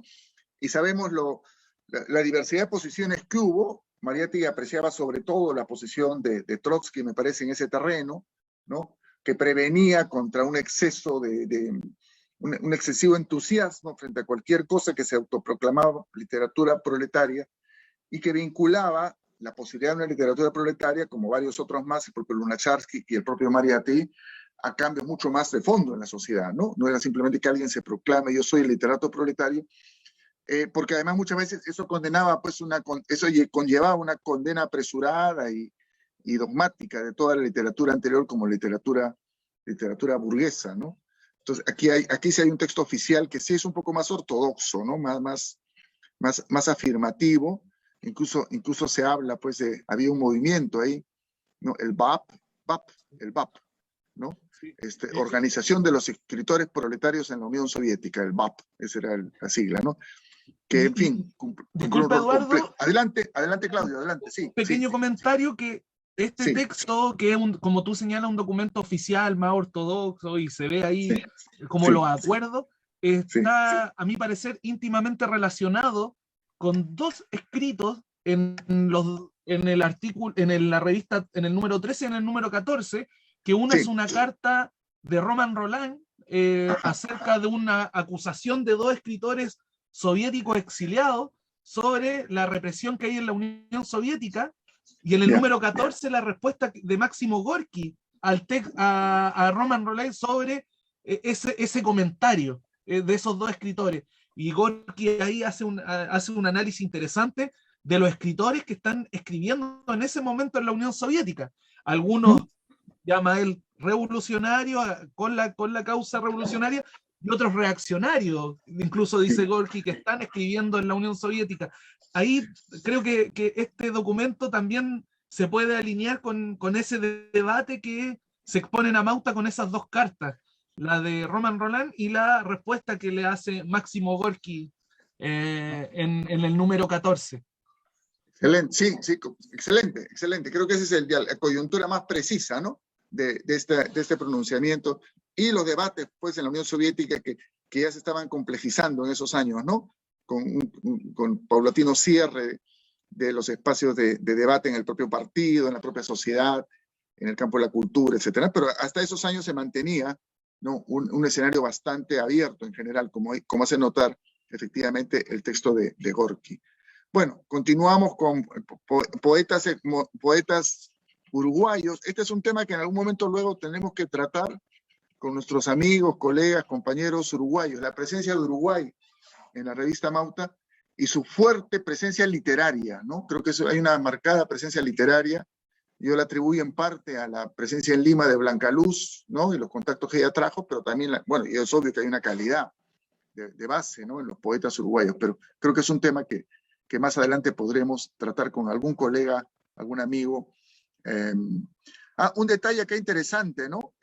Mariátegui y Amauta tenía textos, si no originales, primicias, ¿no? Y aprovechaba muy bien su entorno, ¿no? Y así como Garro, este joven ancashino, fue traductor de cosas del inglés e incluso del francés, sobre todo el inglés, sí estoy seguro, el francés creo que también. Tuvo la suerte de que este joven de origen judío, Miguel Adler, ¿no? Manejaba el ruso. Entonces, este texto, el que hemos mencionado, este texto sobre la literatura proletaria, es traducción directa del ruso, especial para Amauta, hecha por Miguel Adler. Bueno, no es cualquier cosa, ¿no? Tener este tipo de colaboraciones. Dicho sea de paso, de Adler se han recibido materiales últimamente en el archivo, ¿no? No sé si Ana o Ricardo nos pueden comentar un poco qué tenemos ahí para que nuestros que nos están acompañando conozcan un poco de eso, ¿sí? Ana, creo que es más adecuada. A ver, Ana está por ahí, ¿sí? ¿Qué hemos recibido? Sí, acá estoy. Adelante, Ana. Cuéntanos qué tenemos de Adler en el archivo en este momento. Hay cosas nuevas, me parece, ¿no? Sí, recibimos una pequeña colección del fondo de Miguel Adler junto con Noemí Milstein. En realidad si bien es pequeño, es bastante significativo. Son dos series, una que es de fotografías. Hay fotos bastante interesantes, por ejemplo, a Miguel y a Noemí acompañando a Mariátegui en los últimos días, por ejemplo, de su vida. También hay algunas fotos con el poeta José María Eguren, bastante interesantes en realidad, porque yo no recordaba esa imagen de Eguren un poco tenue, un poco lúgubre, creo. Hay una foto muy bonita. Y algunas cartas también, en realidad, son 4 o 5 cartas. Como digo, es un fondo pequeño, pero es súper interesante, y también da cuenta un poco de la amistad que tenía, justo lo que estaba mencionando tanto tú como con Claudio, la amistad que tenía Miguel con Mariátegui, porque sí, efectivamente Miguel y Noemí eran como que los traductores oficiales en la revista, ¿no? De varios textos que eran específicamente, creo que del alemán. Del alemán, claro, y del ruso. Ajá, y del ruso, exacto. Entonces, cualquier persona que esté interesada en revisar un poco más sobre este fondo, pueden entrar al archivo, pueden revisarlo y pueden descargarlo. Entre las fotos, como mencionaba, hay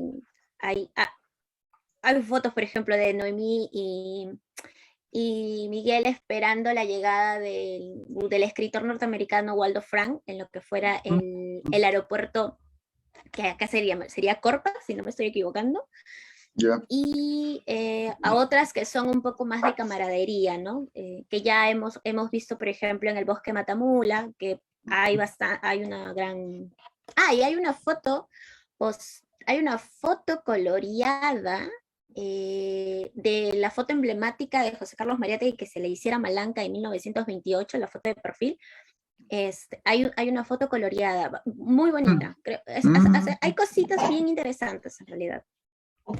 Excelente, gracias Ana. Bueno, a ver si se entusiasman nuestros quienes comparten con nosotros este curso y por ahí investigan un poco sobre estos materiales tan importantes, ¿no? Y claro, el hecho, ¿no?, que Amauta tenía un equipo de calidad, amateur, pero de calidad de traductores a disposición, ¿no? Por eso está Freud, están estos textos rusos, están los textos de los expresionistas alemanes, etcétera, ¿no? Importante todo eso. Bien, seguimos, textos sobre la puna, perdón, el pino para Amauta, de otro, bueno, el uruguayo lo hemos mencionado, la puna, Antero Peralta, sobre el indio, la religiosidad andina, tema permanente en la revista, texto de Abelardo Solís, intelectual y activista político de la región central de Jauja, ¿no?, sobre la dictadura venezolana, que era un tema de preocupación de las vanguardias latinoamericanas, ¿no?, por los niveles de represión que tenían. Poemas de César Miró, ambos de Buenos Aires, y otro poema desde Puno, ¿no? Poemas Titicaca,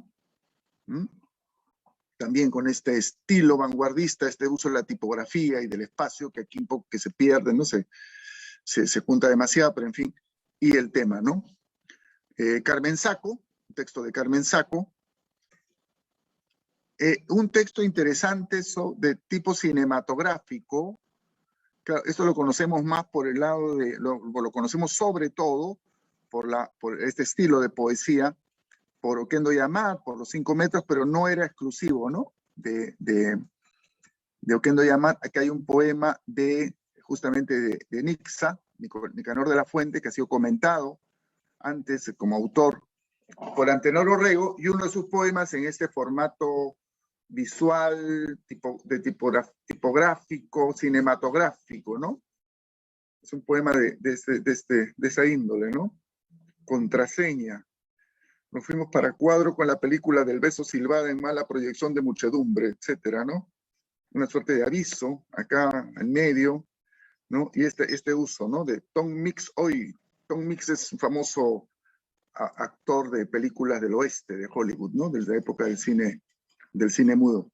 Hoy, serial. En esa época se hacían películas, se hacían seriales, como nuestras series de televisión, pero en cine, ¿no? La película, o sea, el argumento se repartía en episodios y estos episodios iban llegando de Hollywood cada semana, ¿no? Bien. Un artículo interesante de uno de los 3 jovencitos realmente que ingresan a la plana de Amauta en estos números, ¿no?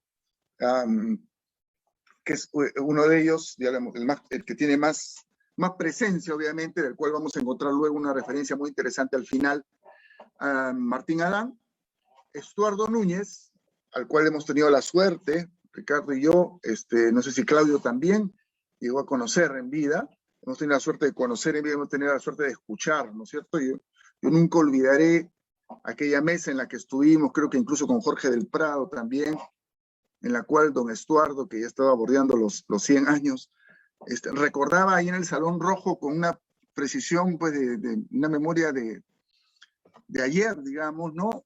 Su encuentro con José Carlos en el Salón Rojo, ¿no? Y quién estaba en la sala, y quién estaba dónde, etcétera, ¿no? Bueno, ese Estuardo Núñez que hemos conocido ya como uno de nuestros grandes intelectuales y eruditos de la literatura y de la historia peruana, ya escribía en Amauta, ¿no? En estos eran una suerte de, un poco el estilo Casa de Cartón, ¿no es cierto? O sea, prosa literaria, no necesariamente con un argumento dramático central, pero sí bastante descriptiva, ¿no?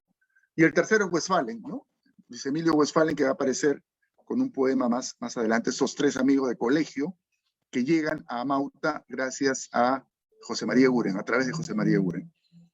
María Vice, que cumple diversos roles en la revista, aquí prosa de María Vice, ¿no? Merino Vigil, un relato de Ricano Martínez de la Torre, ¿no? Inspirado en estos fenómenos represivos, los pogroms, estas persecuciones, básicamente de judíos. José Antonio Fernández de Castro, rindiendo un homenaje a un caído en la Revolución Mexicana. Y el tema del imperialismo, ¿no? Que como bien ha dicho Claudio, sí, o sea, acá hay un desplazamiento evidente, bueno, también lo ha mencionado Ricardo, ¿no? Que si hay un tema económico que sí está presente es el tema del imperialismo, ¿no? Y hay una búsqueda permanente de Mariátegui y su generación de desplazar el tema nacional de su versión más chauvinista incluso, ¿no? Como conflicto, como el recuento de los conflictos limítrofes del Perú a dos grandes temas, ¿no? El tema nacional tiene que ver con el tema indígena, con el tema del indio central y con el tema del imperialismo, ¿no? Y este texto de Andrade sobre el imperialismo y la lucha de los pueblos creo que se ubica en esa perspectiva, es un balance global.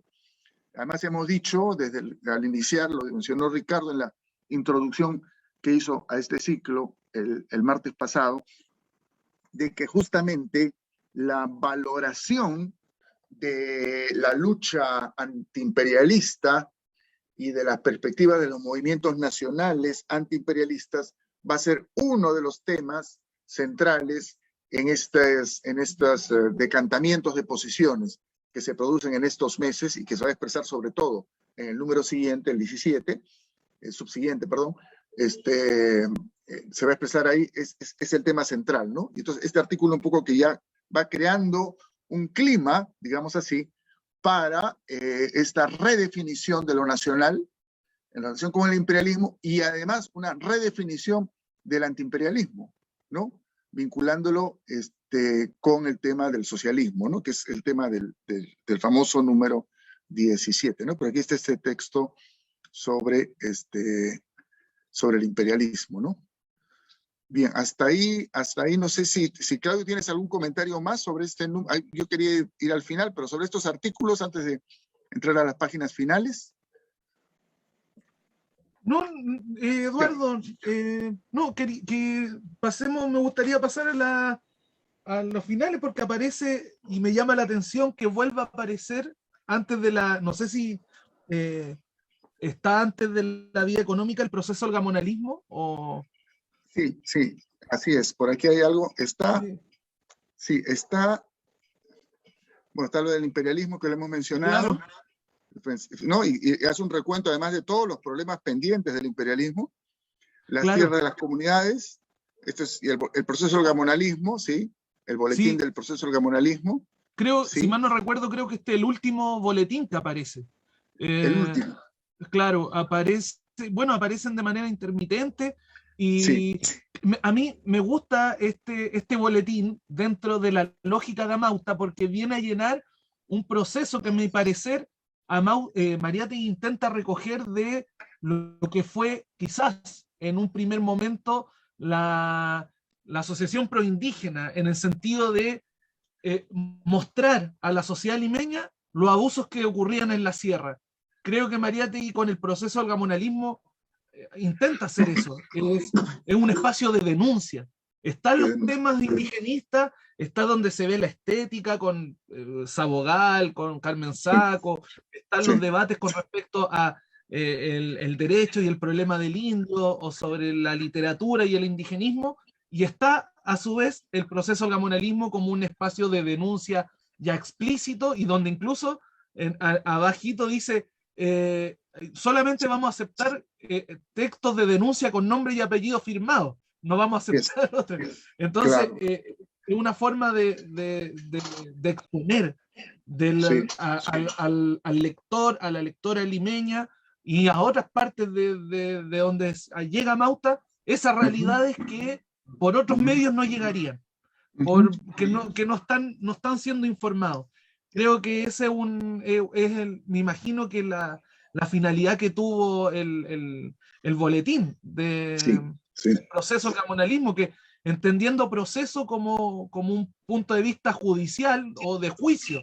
Imitamos un juicio con respecto al abuso que ocurre en la sierra y que en este caso lo tienen los gamonales. Eso me interesa, me ha interesado bastante de esto del proceso, de estos boletines que aparecieron en los primeros números de Amauta. Sí, no, y es muy avanzado. De hecho, ya el trabajo de Zullen y Donna Meyer estaba en esa perspectiva, el desplazamiento de la voz, ¿no? La voz pasa a ser, se le da la voz a los protagonistas, a los indígenas propiamente dichos, ¿no? Es la idea del boletín. O sea, no son análisis sobre, ni son denuncias de los indigenistas urbanos que se solidarizan con las comunidades, aunque también hay algo de eso a veces, sino creo que la intención central es darle voz a los indígenas, a los comuneros, ¿no? Un poco lo que Mariátegui en el ensayo sobre literatura dice sobre la literatura indigenista, ¿no? Él dice que esa literatura es interesante, pero hay que ver si hay algún día una literatura indígena como tal, ¿no? Y su apuesta es esperar a esa literatura indígena como tal, ¿no? De voz de los indígenas propiamente dichos. En el terreno sociopolítico, digamos, este boletín intenta hacer un movimiento similar, ¿no es cierto? No se trata de dar voz a los indigenistas, sino dar voz a los indígenas propiamente, y por eso la idea esta de denuncias concretas y firmadas, ¿no? Interesante esa apuesta, ¿no? De José Carlos, que obviamente no necesitaba hacerla como tal en relación al movimiento obrero, porque ya el movimiento obrero peruano en general y limeño en particular, era un movimiento con bastante voz propia, ¿no? Como se expresaban los sindicalistas ya desde las décadas anteriores incluso, ¿no? Pero en el caso indígena eso recién estaba teniendo curso en estos años. A continuación viene el suplemento de vida económica que trae el artículo interesantísimo, avance de los estudios económicos, a lo cual hacía alusión, que están naciendo en estos años, y Amauta tiene un rol en eso sin duda, ¿no? Este artículo de Emilio Romero sobre la minería en Puno, ¿no? Que es parte de un texto que se llama Monografía de Puno. Y lo interesante, pues, es que es un recuento histórico, efectivamente, hace alusión a cronistas, pero también trata de ser lo más estricto en sentido de referencias, ¿no? Por ejemplo, estadísticas, ¿no? Datos, reconoce que los datos pueden ser incompletos, pero trata de dar cuenta de la evolución de la minería en Puno, después cómo van cambiando, en fin, es un artículo interesante en ese sentido, ¿no? Los anuncios, vuelvo, aquí está otra vez, el grupo Prado presente en la revista Amauta, Compañía de Seguros La Popular, con la firma de su señor gerente Aurelio García y Lastres, hijo de uno de los héroes de la Guerra del Pacífico, García y García, y abuelo de el ex canciller de la República, Diego García Sayán, ¿no? Bien, sigue lo de Puno, poema del bidet, elogio al bidet, que es esta pieza del baño, ¿no? Bien. Bueno, y una crítica además al poema mismo. Creo para los más jóvenes, ¿qué cosa era el bidet? Porque ahora ya no lo traen. Ya no hay, ¿no? Ya no hay, ¿no? No, ya hasta la ducha la han reducido a la mitad. ¿No? Claro. Sí, era una tina, ¿no? Ya no hay tina. Ya no existe. Quitaron el bidet, quitaron la tina y poco más no van a quitar el agua, ¿no? Entonces, Ajá. quizás habría que explicarles eso, ¿no? Que el bidet era una especie de asiento, con una conexión de agua, donde la gente podía hacer sus ablaciones en sus zonas dendas, íntimas, con agua y jabón, ¿no? Hubiera sido un excelente recurso en la pandemia para que la gente no esté comprando tanto papel higiénico. Bueno, mira tú. Pero entonces, ese era uno de los aspectos, que era, bueno, sobre todo el objetivo era, sobre todo de uso femenino, ¿no? Sí. Claramente, pero obviamente no excluía el uso masculino. Entonces, es como esta obra de arte famosa, ¿no? Claro, ¿cómo se llama uno de los vanguardistas del siglo XX, ¿no? Que es un water simplemente, ¿no? Sí, que está en una esquina, en un museo. Pues aquí los primeros con un poema dedicado Olvídate. Súper Claro. adelantados los europeos. ¿No? Así es, pero seguido de una nota polémica, ¿no? Una nota polémica, no tiene firma y no me parece el estilo de José Carlos, ¿no? Un edificante espécimen de la literatura española de vanguardia, más bien un testimonio de acusación para el pleito de Hispanoamérica, que están demasiado contagiadas de frivolidad decadente y esnovista, literatura de señorito, trivial ejercicio de una imaginación en ocio vespertino, etc. Bien. Y acá quería anotar esto, y seguramente quizás también Claudio quiera anotar esto, se repite, o sea, se incluye en libros y revistas, ¿no? El famoso colofón de José Carlos Mariátegui, ¿no? La Casa de Cartón, la novelita de Martín Adán, que se sigue leyendo en los colegios, afortunadamente, creo, ojalá, pero seguía siendo parte del canon literario escolar peruano, ¿no?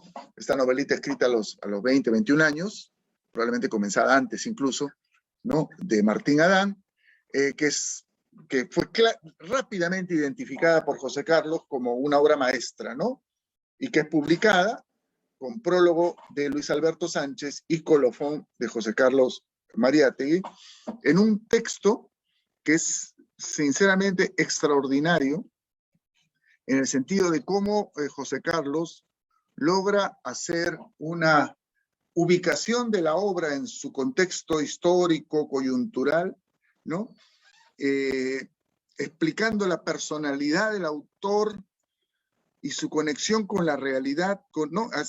Aquí está, ¿no? Por aquí está quería llamar la atención. Ahí está. He aquí, sin embargo, una novela que no habría sido posible antes del experimento Billinghurst, presidente en 1912-13, que es el primero que rompe temporalmente la hegemonía civilista. Eso es un hecho político, pero también alude a hechos de otra índole, ¿no?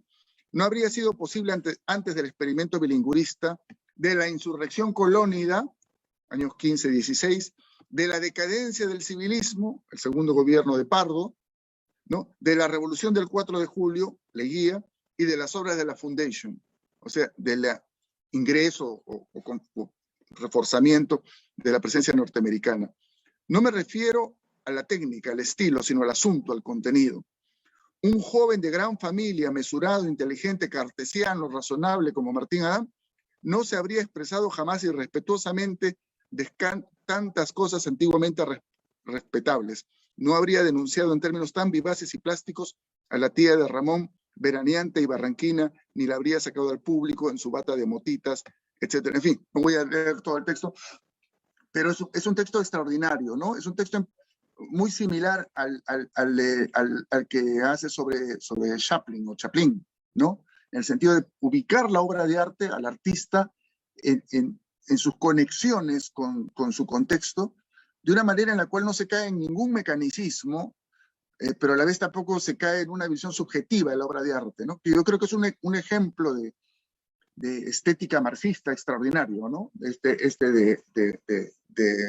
Este texto de José Carlos sobre la Casa de Cartón, ¿no? A mí me parece, sí, desde que lo vi me pareció francamente excepcional, ¿no? Excepcional. Sí, no sé si Claudio, ¿tienes algún comentario sobre esto? Hemos conversado con eso. Sí. Sí. Solamente, Eduardo, algo interesante que aquí me llama la atención lo que señala Mariátegui de un poquito más arriba, de lo de Génesis y Darwin, cuando dice que al parecer hace alusión al nombre de Martín Adán, sí, al claro. seudónimo, que dice, así es, sí. Por acá dice, las cuartillas de la novela estaban escritas mucho antes de que la necesidad de darles un autor produjese esa conciliación entre el Génesis y Darwin que su nombre intenta.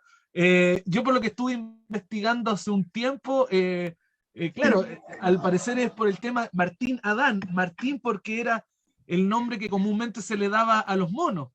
Y, así es. Claro, y Adán por el primer hombre, entonces ahí viene el Martín Adán, una mezcla entre el darwinismo y el Génesis, que después estuve investigando también, Martín Adán nunca señaló si era cierto, ahí se quedó una duda de dónde nace el seudónimo, porque en un momento Martín Adán señala que ese nombre se lo colocó él por el año 25 para ingresar dentro del grupo literato de Guren.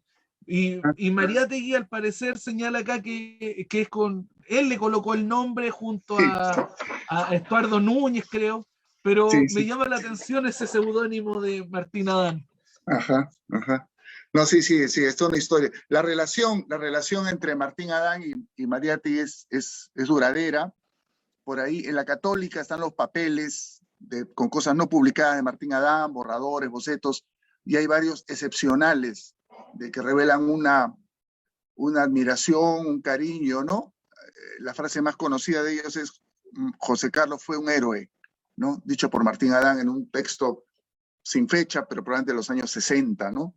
Y hay un poemita que alguna vez la Católica publicó en alguno, cuando hicimos creo el evento ese de Mariátegui, ¿no? En la Católica creo que la biblioteca central de la Católica sacó a exhibición estos papeles y había una especie de bocetos de poema sobre José Carlos de Martín Adán, ¿no? Que siempre mantuvo ese reconocimiento y esa admiración por quien fue su mentor en realidad, José Carlos, ¿no? Bueno, con Sánchez y con Basadre, todos los que se dieron cuenta rápidamente del talento de este joven, de este casi adolescente, ¿no? Que había escrito ese texto. En fin, ahí está el texto de Martín Adán. Crónicas de libros, no las vamos a mencionar mucho en detalle, salvo que Claudio tenga algún comentario sobre estas crónicas de libros, revistas. Creo que en general Eduardo, no tengo ningún comentario en particular. Y sigue la propaganda sobre este proyecto de oficina de libros, ¿no? Que es este delivery de libros, delivery nacional de libros, ¿no? Que como decía Claudio, refiriéndose a las conexiones, ¿no? O sea, imagínense ustedes a José Carlos hoy día con proyectos como este, ¿qué estaría haciendo, no? ¿Qué estaría haciendo, Dios mío? Con todas las posibilidades que hay hoy día de conexión, de intercambios, ¿no? Etcétera, ¿no? En fin, libros diversos, publicados a Mauta, los conocidos datos, y al final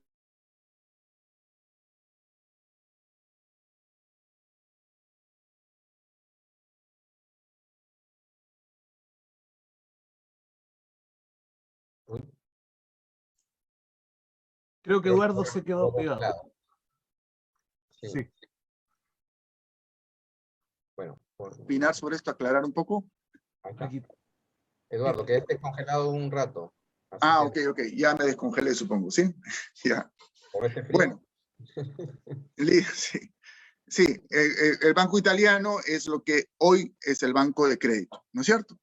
En determinado momento, para quienes no conocen la historia, el señor Dionisio Romero, en alianza con el gobierno militar, dicho sea de paso, ya en la época de Morales Bermúdez, desplazó de la mayoría del directorio del Banco de Crédito a los italianos y se quedó con el banco, ¿no? En alianza con el gobierno militar. Siempre hay que recordar eso porque estos burgueses que hoy se presentan como liberales nunca han podido salir adelante sin una buena relación con el Estado. En fin, hasta ahí entonces este número 15, y yo le dejaría a Claudio que nos dé un comentario en general sobre el número 16. Nuestra idea es no pasar las 2 horas que tenemos prevista, ¿no? Creo que hemos avanzado a buen ritmo y no es agotado. Entonces, voy a poner en pantalla el número 16. Un ratito. En todo caso, adelante, Claudio. ¿Cuál es tu impresión? ¿Qué te llamó la atención del número 16? Sí, gracias, Eduardo. Ya viendo la hora, para no excedernos, algunos pequeños comentarios para destacar en este número. En primer lugar, Eduardo, ¿vas a compartir la revista? Sí, de inmediato. Sí, ahí está, ahí está. No te preocupes. Ahí está.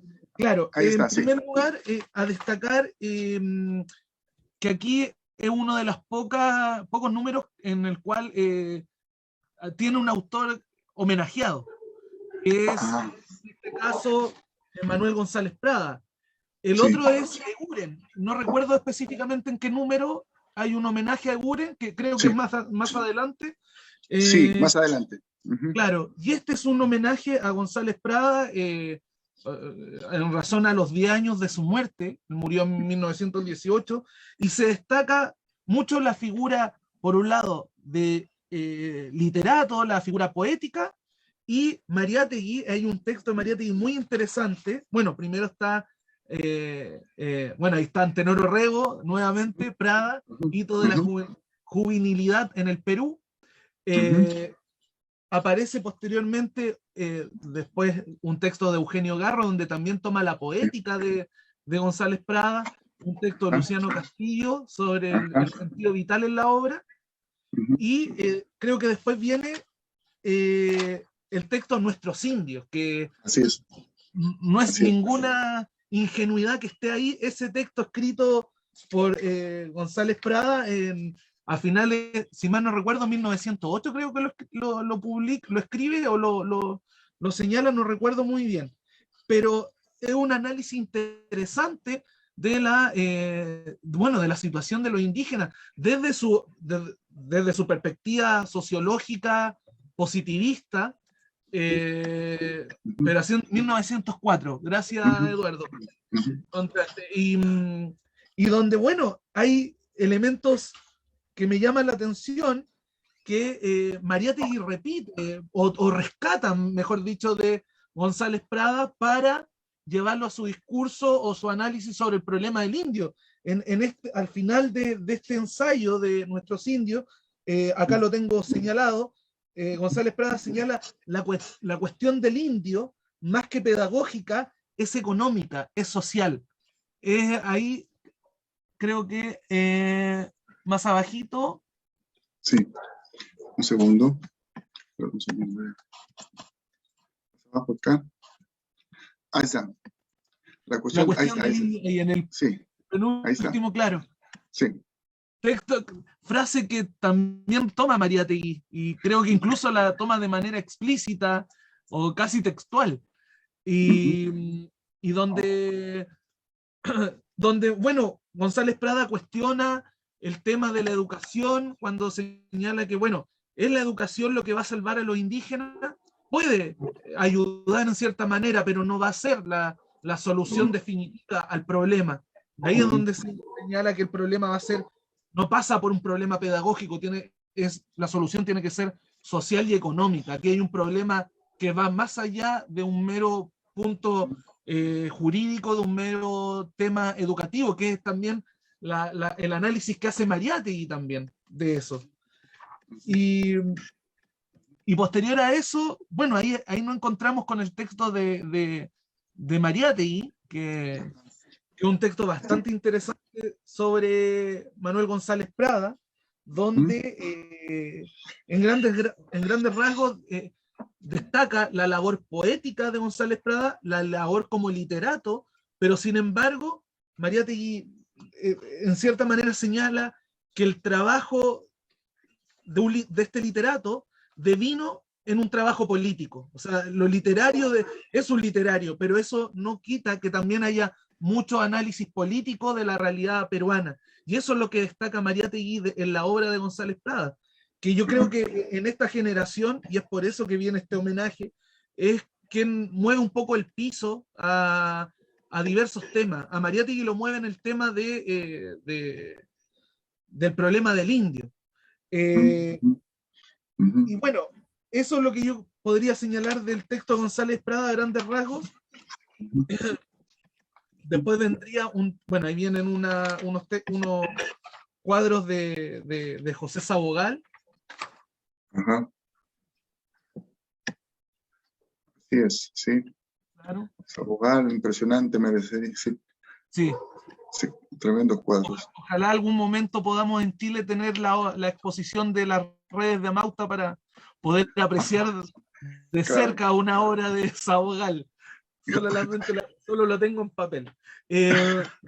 Bueno, más adelante viene un texto sobre Henry Barbusse, que a mi parecer también es un referente para Mariátegui. Yo creo que Mariátegui influyó mucho el grupo Clarté para pensar en la conformación de la revista Amauta y del colectivo Amauta. Creo que es un intelectual clave en el momento de pensar, no solo en Mariátegui, sino también en el proyecto Amauta, en el proyecto de la revista Amauta. Y bueno, posteriormente van a venir un texto de Religión. Julio Navarro Monzo, La Nueva Reforma, que es un texto bastante extenso. Así es. Y que entra en la Ahí discusión del toma asunto temas religioso. Sí, sí, sí. Exactamente. Sí, sí, sí. Exactamente. Sí, sí. Y genera un comentario de Amauta, ¿no? Sí, Genera genera un un comentario de Amauta, comentario. de Mariátegui, probablemente mismo, ¿sí? Sí, Ujú. probablemente. Probablemente. En Más fin, ahí está. adelante, claro, pero antiguo de Otra la vez la creación. educación, otra vez la Sí, educación. Concluye acá el tema del el ensayo sobre educación. sí, Concluye acá en este número con esto. claro que Ajá. es un trabajo muy, a mi parecer, muy interesante de Mariátegui, donde analiza la situación de la educación en estos tres planos de la educación colonial, la Sí, educación francesa y la educación norteamericana, y norteamericana. cómo, claro, cómo el problema de la educación, en cierta manera, no se va a solucionar si no hay una solución también económica y social de la realidad peruana. Eso es interesante cómo lo Ajá, aborda Mariátegui. ajá. Eh, y que también ahí en el problema de educación, Mariátegui también plantea el problema de la nación, o sea, cómo pensamos la educación, la tradición, la configuración de un relato nacional donde el indígena está fuera de ese relato. Ajá, ajá. Sí, o sea, como decías tú al En el debate principio, actual, en el debate actual que estamos teniendo en el Perú, sobre todo aunque se centra en la reforma universitaria, en la reforma de la universidad, y ahora con el tema de la pandemia, el tema educativo está en el candelero, ¿no? Se piensa que sí, con sí, solamente reglamentando la asistencia a los alumnos y dotándoles de tablets, se resuelve el problema educativo, ¿no? O sea, creo que la validez, la vigencia del planteamiento educativo de Mariátegui sigue estando presente en el Perú y muestra cómo lo que hoy se plantean como referentes de la educación peruana, básicamente se basan en aspectos más tecnocráticos, formales, digamos, de dar normas, pero que no van al problema de fondo, ¿no? Es para qué se educa, qué tipo de país se quiere construir a partir de, o sea, formar ciudadanos para qué tipo de país, ¿no? Y qué tipo de sociedad es la que queremos tener, ¿no? Ese es el debate de fondo que hasta ahora han pasado 100 años y sigue traspapelándose una y otra vez, reforma tras reforma, ¿no? Quizás por eso Velasco siga doliendo, ¿no? Y porque quizás claro. a pesar de sus limitaciones y del resultado final, se planteó esa discusión. ¿No? Creo que lo conversamos la vez pasada, ¿no? Los ideólogos de reforma educativa Ajá. eran intelectuales de izquierda, ¿no? Como Augusto Salazar Bondi y otros, ¿no? Creo que desde entonces hasta, o sea, con estos saltos de cada 30 años, o 50 años, es necesario volver a Mariátegui para discutir el tema de la educación, no solamente en el Perú, sino, como se ha dicho, de un proyecto continental. Ujú. Sí, y justamente la revista continúa este ejemplar con varias referencias al tema educativo y la América Latina, ¿no? Este artículo de Sánchez Viamonde, si bien no es un artículo sobre educación, por su antecedente, Sánchez Viamonte es uno de los personajes de la Universidad de La Plata, si no me equivoco, ¿no? Entra el debate sobre América, que es el gran telón de fondo del debate sobre la educación, ¿no? El debate de qué sociedad queremos, qué somos y qué queremos ser. Bien, podríamos ir entonces mencionar simplemente, ¿no? Que hay un texto interesante. Bueno, quería llamar la atención sobre esto, ¿no? El tema de la infancia, que lo hemos encontrado en números anteriores, se reitera aquí, con un texto de María Viste, sobre la infancia. Rabines, ya acá está apareciendo, creo que esta es la segunda o tercera ocasión que aparece Rabines, con un texto sobre el imperialismo, como debe ser, ¿no? Y hay otro más sobre imperialismo, me parece, más adelante. Es el texto de Rabines, Martínez de la Torre, la Unión Latinoamericana, ¿no? Ugarte, una conferencia de Antenor sobre universidad y sociedad, bueno, el suplemento de economía, que sigue el artículo de Emilio Romero sobre la minería en Puno, continúa. El informe económico de la Sociedad Amauta, activos, pasivos, propaganda, y en libros y revistas Hidalgo, este poeta al cual hemos encontrado antes y que también va a aparecer en los 7 ensayos, Otto Braun, en fin, hasta ahí para no excedernos en la... este asunto, ¿no? Hemos encontrado el artículo de Andrade y acá está China contra el imperialismo, ¿no?